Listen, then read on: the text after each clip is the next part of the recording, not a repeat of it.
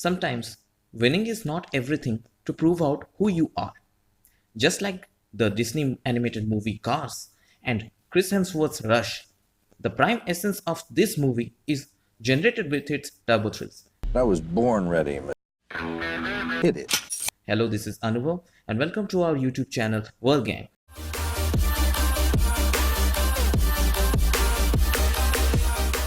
And today we are going to review about the movie Ford vs Ferrari. Begins with Carroll Shelby, played by Matt Damon, once the champion of 24 hours Le Mans race. Considered as the world's most prestigious automobile race, was forced to retire due to heart condition and works as a designer for Shelby American company. Meanwhile, commercial automobile US company Ford is having a hard time as their sales take a hit. The reason, according to Lee Iacocca, Ford GM executive played by Jon Bernthal, is that the burning desire of sports car in American youth.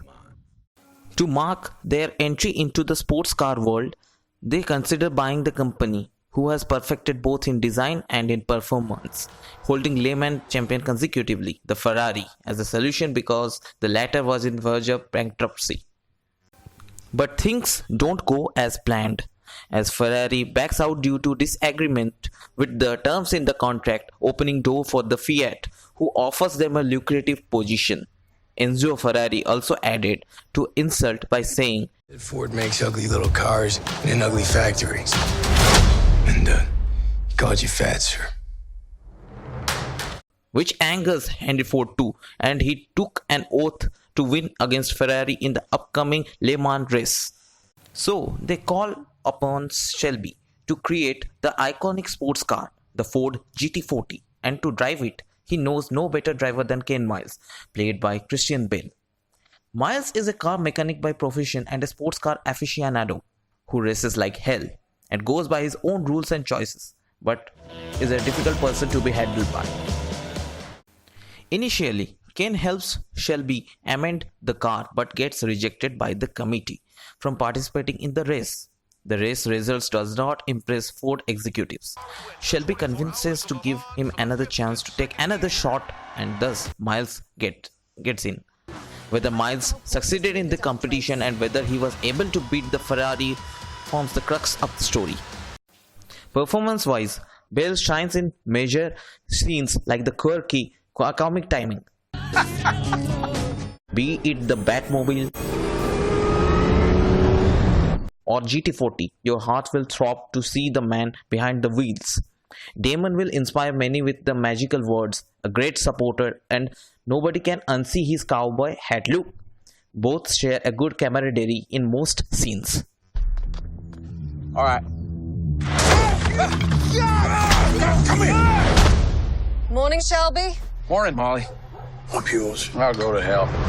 Several supporting actors, such as Noah Jupe as Miles' son Peter, Balfe as Miles' wife Molly, Josh Lucas as the invidious Ford executive Leo Biffy, have aptly supported with their parts. Director James Mangold, whose previous outing as Logan, transports us towards the mid-1960s USA. The racing scenes in Daytona, Sebring, and in Le Mans have been shot in moments with sharp angles where the competitiveness intensifies and action unfolds to a level, although they could have added more challenging camera views of racing. However, the screenplay has not much focused upon the intensifying rivalries between the automobile giants as we further proceed with the story. The sound editing and mixing have been done with great sincerity, which is another highlight of this movie. Sports car buff will sink into the original engine sounds recreated of those iconic cars. The production design have provided great detail to the 60s racing cars, like the paint job worn out in the cars during prolonged racing.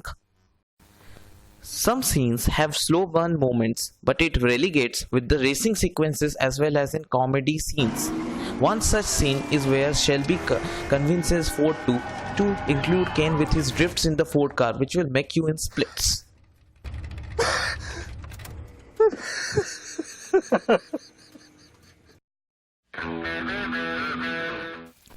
Viewed this movie in theater with my team, having good occupancy on a weekday. The movie is a fun ride. If you are an avid fan of sports racing, be it in Ford or Ferrari, stick your heels on the accelerator and hit it for a delight watching.